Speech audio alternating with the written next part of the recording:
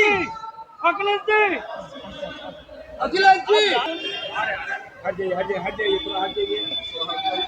SIR को लेकर पश्चिम बंगाल जिस तरह से कमेंट किया, अब मुख्यमंत्री ममता बनर्जी बोल रही है ये प्रेशर में डाल रहे लोग, सुसाइड कर रहे हैं पश्चिम बंगाल के लोग, क्या कहेंगे?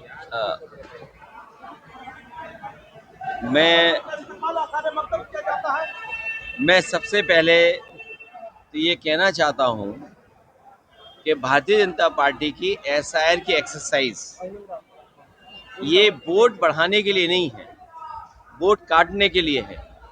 और जो कॉन्स्टिट्यूशनल बॉडी इलेक्शन कमीशन है उससे हमेशा ये उम्मीद की जाती है कि वो निष्पक्ष होकर काम करे, जहाँ कहीं शिकायत हो उन शिकायतों को दूर करें। लेकिन इधर ये देखने को मिला है, उत्तर प्रदेश हो, बिहार हो, आपका स्टेट वेस्ट बंगाल हो, जहाँ पर ये देखने को मिलता है ये वोट ज़्यादा काटना चाहते हैं। और जो तरीका अपनाया गया है वोट काटने का, जहाँ पर बीजेपी हार रही है वहाँ वोट काटने का ज़्यादा काम कर रहे हैं। ये नफरतवादी लोग, ये दरारवादी लोग, ये भाजपा और संगी साथी लोग ये नहीं जानते हैं कि बंगाल एक कल्चरल यूनिट है, ये पॉलिटिकल यूनिट नहीं है। बंगाल वो जगह है जहाँ से यूनिवर्सल ह्यूमनिज्म का एक संदेश दिया गया था, प्यार का, कि हम सब एक हैं। वहाँ पर ये नफरतवादी लोग कामयाब नहीं होंगे।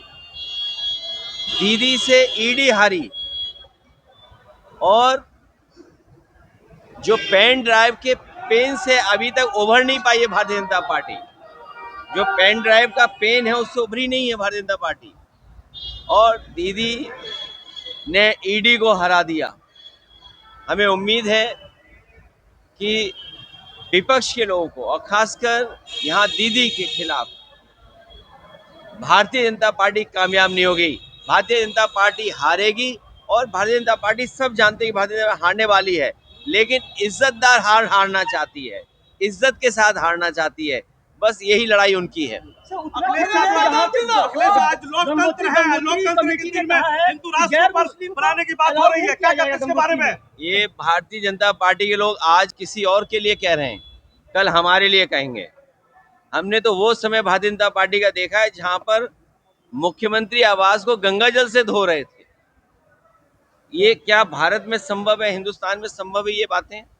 तो ये नफरत फैलाने का जो इनका तरीका है, ये दरार डालने का जो तरीका है, जो इनका डिवाइड करने की पॉलिटिक्स है, यूपी में भी हारी लोकसभा में, बंगाल में भी इस बार हारने जा रहे हैं ये लोग। आप सीएम से की मुलाकात होगी आपका? मुलाकात होगी। और सर एक बात बता रहे हैं, अभिषेक बनर्जी जो दिन प्रतिदिन रैली कर रहे हैं, जो नजदीक है विधानसभा चुनाव में, क्या सोच रहे हैं कि बंगाल का बंगाल में बीजेपी बहुत बड़ी हार हारने जा रही है। ये नफरतवादी लोग हारेंगे, ये जो बांटने वाली राजनीति करते हैं वो हारने जा रहे हैं। यूपी में करोड़ों लोग का नाम काट दिया गया, जिसमें से समाजवादी के लोग ज्यादा कर रहे हैं, इसके बारे में क्या? ये जो बंगाल में कर रहे हैं उससे ज्यादा यूपी में कर रहे हैं। अगर आपके यहाँ 1 करोड़ वोट कटा है तो हमारे यहाँ 4 करोड़ वोट कटा है। ये कैसे समझदार लोग हैं बीजेपी के लोग। ये अपने आप को कहते हैं कि हम टेक्नोलॉजी को समझते हैं, हम डिजिटल इंडिया बनाना चाहते हैं, लेकिन इनके ऐप में न जाने कितने संशोधन हुए हैं। इनको इनका ही ऐप इनको समझ में नहीं आ रहा है। और कभी मैपिंग, कभी अनमैपिंग। पहले मैपिंग किया तो इतने लोग वोट में आ गए, 1 करोड़ हमारे, फिर अनमैपिंग कर दिया 1 करोड़ वोट। आखिरकार इनको टेक्निकल सपोर्ट कौन दे रहा है? कहीं ऐसा तो नहीं बीजेपी को और इलेक्शन कमीशन को वही लोग टेक्निकल सपोर्ट दे रहे हो जिन्होंने इन्हें कभी इलेक्ट्रोल बॉन्ड दिए हो चंदे के नाम पर। शंकराचार्य का जिस तरीके से माघ मेले में अपमान हुआ, क्या कहते हैं? बीजेपी सनातनी नहीं है, बीजेपी सनातनी नहीं है। बीजेपी को हिंदू धर्म से कोई लेना देना नहीं है। आप बताइए, शंकराचार्य हमारे सबसे बड़े पूजनीय, सबसे सम्मानित, सबसे बड़ी ऊंची प्रतिष्ठा में बैठने वाले लोग, उनके साथ व्यवहार पुलिस ने क्या किया? उनका रथ पुलिस ने धक्का मारा। उनके जो सेवाकार हैं, साथ जो चलते हैं, उनके कितना अपमानित किया इन बीजेपी के लोगों ने। और किस लिए? क्योंकि बीजेपी हर चीज अपने हिसाब से चलाना चाहती है। लेकिन शंकराचार्य के साथ जो व्यवहार हुआ है, इससे पूरा देश दुखी है।